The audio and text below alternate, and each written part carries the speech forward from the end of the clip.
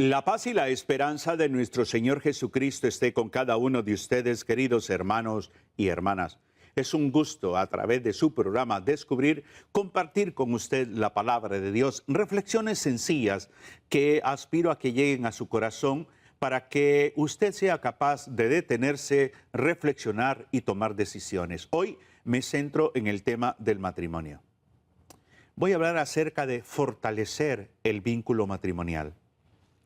Me toca atender muchos casos de matrimonios que de una u otra manera han experimentado un debilitamiento en alguna de las áreas sensitivas en la relación matrimonial. Esto pasa en todo matrimonio.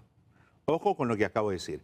Esto pasa en todo matrimonio. Pasa en mi matrimonio con Rebeca, pasa en el matrimonio de cada uno de nosotros. La clave en esto es la capacidad de escucharnos, la capacidad de reflexionar, la capacidad de tomar decisiones. ¿Por qué? Porque nosotros necesitamos renovar nuestro vínculo conyugal. El matrimonio, insisto y siempre lo he dicho, no funciona de manera automática. No. El matrimonio involucra dos voluntades. Hay matrimonios, por ejemplo, que lamentablemente han llegado a una vida con un cansancio emocional, con la falta de comunicación, con heridas profundas del pasado y del presente que nunca se han sentado a clarificar ni a definir. Hay experiencias dolorosas donde uno de los dos ya no experimenta sentirse amado, amada, donde el matrimonio pareciera que ha perdido la alegría, el sentido, el gozo de compartir, no solamente compartir la cama, compartir la vida, compartir esos momentos hermosos. En el Antiguo Testamento hay un texto que a mí en lo personal, cuando me toca dar retiro a matrimonios, tomo mucho este texto, pero ayudo a pensar a los matrimonios. Eclesiastés, capítulo 4, versículos 9 y 10. Dice, más valen dos que uno solo, pues obtienen mayor ganancia de su esfuerzo. Si uno cae, lo levantará su compañero, pero ay del solo que cae, que no tiene a nadie que lo levante. Si dos se acuestan, se calientan entre sí, versículo 11. Pero el que está solo, ¿cómo se calentará? Este texto es muy gráfico, pero yo pregunto, ¿y cuando es el cónyuge el que tira al cónyuge? ¿Cuando es el cónyuge el que no quiere levantar al otro? ¿Cuando es el cónyuge que no quiere calentarse con el otro y no quiere dormir al lado del otro, sino que se va para otro cuarto? Miraba un video de estos, de tantos que postean, ¿no? De un hombre hablando sobre que la esposa no debe negarse a tener intimidad sexual. Vi el video y el contenido del video, pero lo veo en una línea profundamente machista. Porque para que la mujer funcione sexualmente, la mujer necesita sentirse amada, valorada, respetada. No solamente es el impulso sexual, es el sentido que la mujer conjuga sentimientos, conjuga eventos y conjuga su memoria, porque tiene una capacidad de retener todo ese nivel de información, de palabras, acciones, gestos, acontecimientos. Entonces hay que tener mucho cuidado cuando posteamos comentarios, videos, en los cuales, por ejemplo, va en una línea donde, eso es lo que yo interpreto, donde pues quien está hablando señala a la mujer que debe de tener toda la disponibilidad de que cuando su marido quiera, ella acepte. Ya sea intimidad sexual, actos de servicio, lo que sea. Pero yo estoy convencido, por mis 40 años de matrimonio, que el matrimonio funciona en doble vía. No solamente en una vía, es en doble vía. Por eso es fundamental saber entender el cómo nosotros fortalecer este vínculo matrimonial, porque el vínculo matrimonial es una riqueza grande. Por eso, pensar un poco, por ejemplo, en el día a día, en cómo convivimos nosotros, cómo pasamos ese día a día. cómo lo enriquecemos o cómo lo empobrecemos. Entendiendo algo, desde el aspecto sacramental, el amor no lo vemos simplemente como un sentimiento, lo vemos como un compromiso. Un compromiso, una decisión en la cual tengo que entender que amar a una persona implica sacrificio, paciencia, entrega. Cuando digo sacrificio no me refiero a tortura, me refiero a la capacidad de renunciar, a la capacidad de dar la mejor versión de mi propia persona hacia mi pareja. Por lo tanto, tengo que aprender a trabajar en mi persona y eso también es un sacrificio.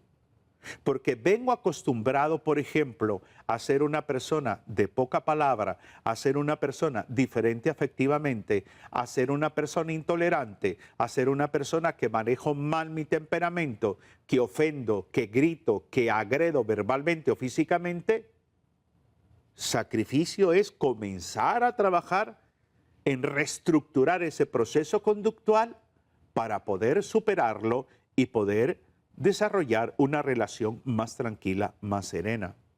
¿Saben ustedes que hay parejas que tienen de convivir 30, 40, 50 años o más y que siempre ha habido violencia doméstica, psicológica, física? Siempre ha habido.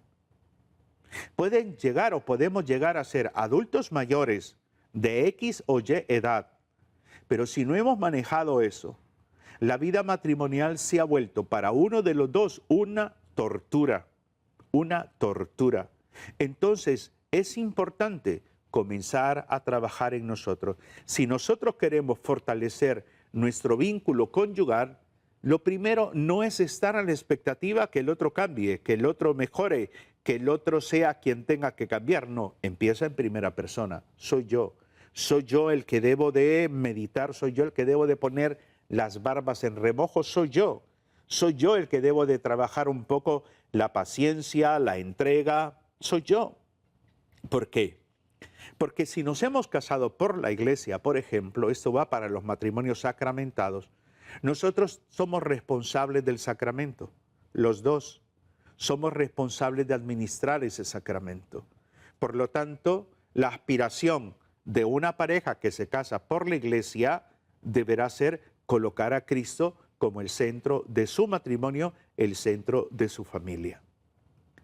Caminar en el amor, en el matrimonio, hay que entenderlo que muchos matrimonios se van, por decir así, se van destruyendo cuando dejan de cuidarse espiritualmente.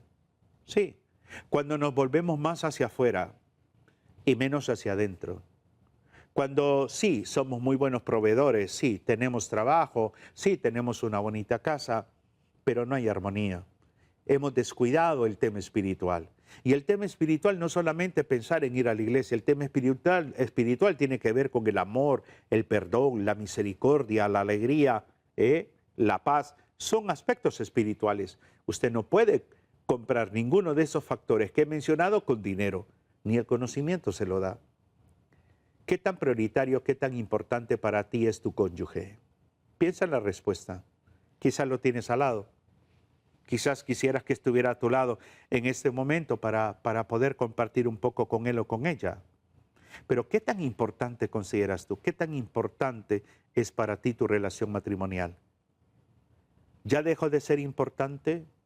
¿Ya tu relación la sientes como que es una relación pesada, una relación compleja, porque siempre quizás te manejas a la defensiva o porque quizás tú consideras que ya se perdió el amor? ¿Y por qué se perdió el amor? Porque simplemente no se cultivó. Porque siempre estuviste esperando que fuera tu cónyuge quien diera el primer paso. Porque te cansaste de ser tú la persona de buscarle, de hablar, porque la otra persona no mostró interés realmente por el matrimonio. Se estacionó esa persona o tú te has estacionado en el así soy, así me conoció. Aguántese porque no hay otro camino. Todo esto va propiciando un debilitamiento del vínculo matrimonial. La comunicación en el matrimonio es fundamental, pero ¿qué tipo de comunicación me refiero? La comunicación sana, la comunicación que construye, la comunicación que puede decir algo que desagradable, pero de forma agradable. Por eso es importante saber en el matrimonio entender que la clave no está en lo que yo digo, la clave no está en las palabras que salen de mi boca únicamente, sino cómo lo digo, cómo lo digo, cuál es el contenido de esas palabras. En el libro de Proverbios, el capítulo 15, el versículo 1, hay una frase muy hermosa que deberíamos de aplicarlo en nuestro matrimonio. Proverbios 15:1, que dice: la respuesta amable calma el enojo. ¿Cuántos de nosotros nos hemos enojado con nuestro cónyuge? ¿Cuántos de nosotros nos hemos alterado fácilmente? ¿Cuántos de nosotros hemos sido incapaces de escucharle sin interrumpirle? ¿Cuántos de nosotros hemos esperado el momento para decirle algo que le hiera, que le ofenda, que le maltrate, que le perturbe? Es que realmente muchos de nosotros escuchamos no con una actitud de apertura, de interés. Escuchamos simplemente para responder. ¿Por qué? Porque me estoy defendiendo. La escucha, la buena comunicación, es un signo del buen amor que se profesa la pareja. La capacidad de escuchar, la capacidad de observar, la capacidad de dialogar es un signo de la calidad de amor que tú le profesas a tu cónyuge.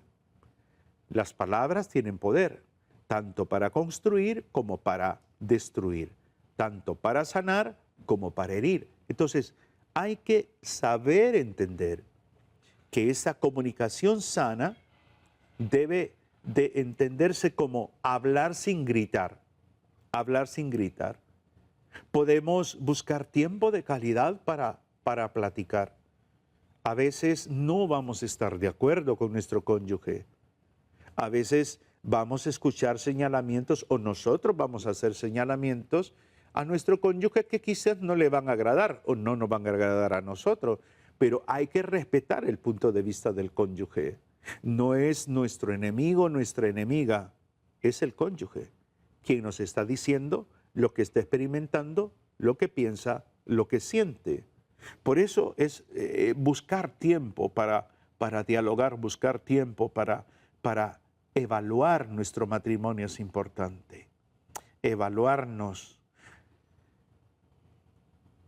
Uno de los aspectos que he aprendido, no solamente en mi vida matrimonial, sino también en los procesos de acompañamiento al matrimonio, que el primer cuestionamiento tiene que ser en primera persona. El segundo, en segunda persona. ¿En qué yo me estoy equivocando?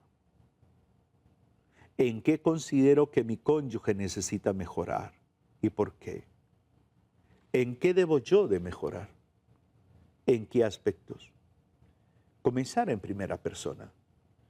Eso ayuda mucho a haciéndonos un examen de conciencia. Esto es liberador. Porque muchas veces en el matrimonio el proceso de debilitamiento se da porque nos centramos únicamente en la debilidad del cónyuge o en las debilidades del cónyuge. Y no nos centramos en nosotros. Es increíble cómo una persona puede normalizar el grito, la ira, la indiferencia afectiva, la incomunicación, lo normaliza de una manera tremenda. Y eso que está yendo a la iglesia junto con su cónyuge, pero lo normaliza. ¿Por qué? Porque el dilema más grande está en que ese normalizar nuestras conductas las asumimos como verdaderas, como válidas, pero el cónyuge sufre. El cónyuge padece necesidad. ¿Cuántas veces tu cónyuge te ha tenido que decir, por ejemplo, abrázame, bésame, salgamos, escúchame, vení para acá, platiquemos? O sea, no tendría que haber necesidad de que nos pidiera eso el cónyuge, pero tenemos que aprender a entender que para amar se debe de aprender a amar al cónyuge. Por eso es necesario el perdón. El perdón, si queremos fortalecer el vínculo del matrimonio, el perdón es el camino de la restauración. Y ese perdón implica sinceridad, ese perdón implica conciencia, no solamente en el sentido de dar perdón, sino de pedir perdón. Reconocer que me equivoqué, reconocer que fallé, reconocer que actué mal, reconocer que no fui capaz de. Entendiendo algo, queridos hermanos y hermanas, ningún matrimonio es perfecto. No hay matrimonio perfecto. Y hay que prestarle atención a algo que a veces me sorprende. Es el resentimiento. El resentimiento destruye lentamente el amor. Ese resentimiento que lo vas acumulando y no lo expresas, no lo compartes, no se lo dices a tu cónyuge y lo vas guardando, te va menguando la capacidad de tolerancia, paciencia, respeto hacia tu pareja. Perdonar no es justificar, perdonar es sanar. Por lo tanto, el perdón es una decisión personal. Debes de pensar un poco. Dios quiere restaurar tu matrimonio. Dios restaura los matrimonios heridos en la medida que ambos cónyuges reconocen esa necesidad. En la medida que ambos cónyuges reconocen que necesitan superar esa situación adversa, necesitan superar esa crisis, necesitan superar esas heridas del pasado, trabajar en esas heridas para sanarlas, pero que solos no pueden. Un viaje no soluciona los problemas. Un regalo no sana el corazón. Es sentarse frente al cónyuge. Es reconocer que te has equivocado. Si tú aspiras a fortalecer tu vínculo matrimonial, desarrolla esa capacidad de ver las necesidades de tu cónyuge para suplirlas. No estoy hablando de necesidades únicamente físicas, materiales. Hay 3 aspectos en el matrimonio que considero que son fundamentales. Que el cónyuge, que ambos cónyuges se sientan amados el uno por el otro, respetados el uno y el otro, admirados el uno por el otro, la admiración mutua, el respeto, el amarse. Es clave en una relación matrimonial. Deberemos de aspirar entonces a una relación con un sentido real, verdadero de perdurabilidad. Muchos matrimonios caen en un caos matrimonial, en un caos de convivencia, simplemente porque no son capaces de ser empáticos. Ojo con esto. Creemos siempre que empatía es ponerse en el lugar del otro. Yo creo que la empatía es colocarse al lado del otro. Porque tú no puedes sentir lo que tu cónyuge siente, tú no puedes pensar lo que tu cónyuge piensa. Pero si te colocas al lado del otro, al lado de tu cónyuge, le escuchas, le observas, sin interrumpir, sin señalar nada, sin condenar, sin juzgar, te va a dar una capacidad de ver su dolor, su frustración, su desencanto, su tristeza, o ver su alegría, su felicidad, su nivel de satisfacción. Es ponerse al lado del otro, interpretando esa realidad humana que está viviendo. A veces me encuentro con parejas que aún estando en la iglesia, pues no se interesan por mejorar su relación, porque creen que Dios mágicamente va a restaurar su relación, y eso es falso. Ese es un proceso de autoengaño. La conversión, por ejemplo, hablando de la conversión, no solamente es ir a la iglesia, rezar un Padre Nuestro, participar de la Eucaristía, y ya estuvo, no. La conversión tiene un sentido de voluntad. Yo me intereso. Me intereso por mi relación con el Señor, me intereso por profundizar mi relación, me intereso por mi vida sacramental como católico, me intereso por escrutar la Escritura, ir a la comunidad, o sea, me intereso, es mi voluntad. Llevémosle eso al ámbito del matrimonio. Cuando uno de los dos no tiene voluntad, la relación no adquiere plenitud. La relación no adquiere plenitud. Cuando uno de los dos no quiere comunicarse, cuando uno de los dos no quiere dialogar, cuando uno de los dos es indiferente afectivamente, ¿cómo va a funcionar plenamente la relación? Cuando uno de los dos no reconoce realmente su error y lo minimiza, ¿cómo cree usted que va a haber plenitud en la relación? No puede haber. Por eso, fortalecer el vínculo matrimonial implica dos voluntades. Vuelvo al texto de Eclesiastés capítulo 4. Más valen, leo del versículo del 9 al 11. Más valen dos que uno solo, pues obtienen mayor ganancia de su esfuerzo. Si uno cae, lo levantará su compañero, pero ay del solo que cae, que no tiene quien lo levante. Si dos se acuestan, se calientan entre sí, pero el que está solo, ¿cómo se calentará? Palabra de Dios. Vuelva a leer usted ese texto. Compártalo con su cónyuge, platíquelo. ¿Qué te dice estos 3 versículos? ¿Qué nos dice a nosotros? ¿Qué? ¿De qué manera nosotros estamos forjando esta identidad de pareja? ¿Cómo estamos alimentando nuestro matrimonio? ¿Cómo? ¿Cómo podemos mejorar y en qué áreas considero que yo necesito mejorar? O sea, es escrutar el corazón, hacer un inventario de la relación matrimonial en estos momentos es válido. Por eso es fundamental ver nuestras aspiraciones y hacer una pregunta. Si quieres fortalecer tu matrimonio, hazte la pregunta, ¿a qué aspiramos? ¿A qué aspiro yo en esta relación? ¿A qué aspiro yo al lado de mi esposa, al lado de mi esposo? ¿A qué aspiramos como pareja? ¿A qué? ¿Cuáles son nuestros sueños? ¿Cuáles son nuestros ideales? ¿Cuál es el propósito de seguir compartiendo la vida uno al lado del otro? Es saludable hacernos esos cuestionamientos y conversarlos, dialogarlos de manera amena, relajada. El amor nos impone, ¿eh? El amor no promueve violencia, el amor